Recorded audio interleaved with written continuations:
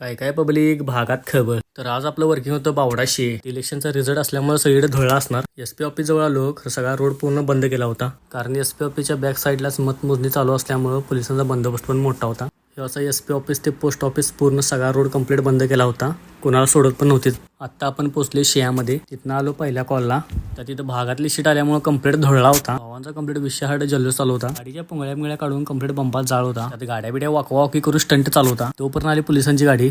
जनता गायब. 0 मिनिटात पब्लिक आपापल्या गाड्या घेऊन बाजूला. पोलिसांनी वॉर्निंग दिली, गप घरला जाऊन गाड्या बिड्या काढून घेणार आत टाकणार. पब्लिक काय ऐकते वेळ जायचीच वाट बघत थांबलेलीत. म्हणलो पिक्चरला बघितला, आपण आपल्या कामाला जाया म्हणलो. तिथनं आलो दुसऱ्या कॉलला. साईडला लागून असं एक दोन कॉल होतात. ते कॉल केलेत. त्यात इलेक्शनचा निकाल असल्यामुळे डॉक्टर पण काही कोपीडी बंद होत्या, एक चालू होत्या. म्हणजे जे आहेत ते करून तर घेऊया म्हणलो. त्यातलं सगळं कॉल करून आलो. म्हणलं बावड्याचे 4-5 कॉल आहेत, ते कॉल करूया म्हणलो. रोडवर आलो तर पुढं गर्दी जाम. इथं पण शीट आल्यामुळे पब्लिक ढीग होतं. तिथनं आलो बावड्यात 2 कॉल आहेत, ते कॉल करून जाऊया म्हणलो. आज बावड्याच्या आंबेला असल्यामुळे रेणुका मंदिरला गर्दी पण भरपूर होती. असे खेळण्याचे आणि खायची दुकान अशी साईडला लागली होती. ऊन भरपूर असल्यामुळे बाहेरच्या बाहेर दर्शन घेतलं आणि बाहेर पडलो. भेटू भाऊ नेक्स्ट भाऊला. भाऊ आपला विषय संपला.